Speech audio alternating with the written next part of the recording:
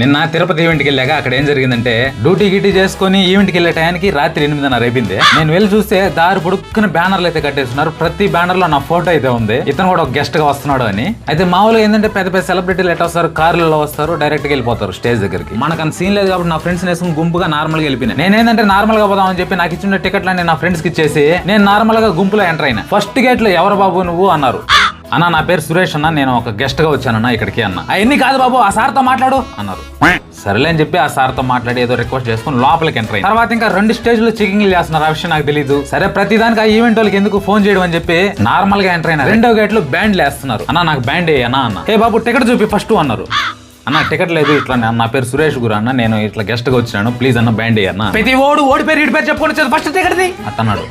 అన్న టికెట్ లేదన్నా అని చెప్పి సల్లగా అట్ట తిరుకొని ఇంకో గేట్ కాడికి వెళ్ళిపోయినా. 3వ గేట్లో అయితే అసలు ఎంటర్ కానీ ఇటు లే. 5 నిమిషాలు బతిలు ఆడుకున్నా. అన్న నేను ఇక్కడే అన్న సురేష్ గురు, ఇట్లా వీడు నేనన్నా గెస్ట్ గా వచ్చానన్నా, ప్లీజ్ ఎంటర్ కానీ అన్న. వాళ్ళు బౌన్సర్లు ఇంత లావున ఉన్నారు, ఇంక 4 మాటలు మాట్లాడంటే 4 దెబ్బలు కొట్టేసి ఉంటారు.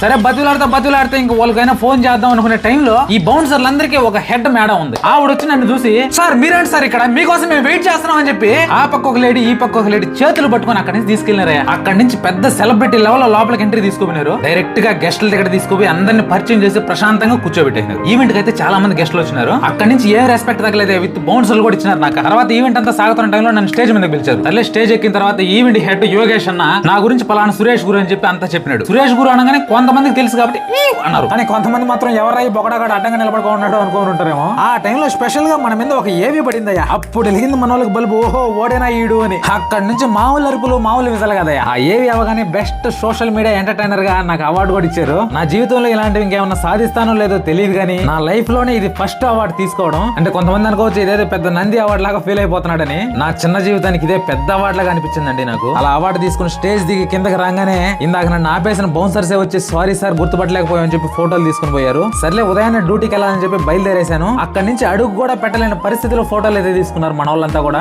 చెప్పడం మర్చిపోయిన హ్యాపీ న్యూ ఇయర్ ఫ్రెండ్స్.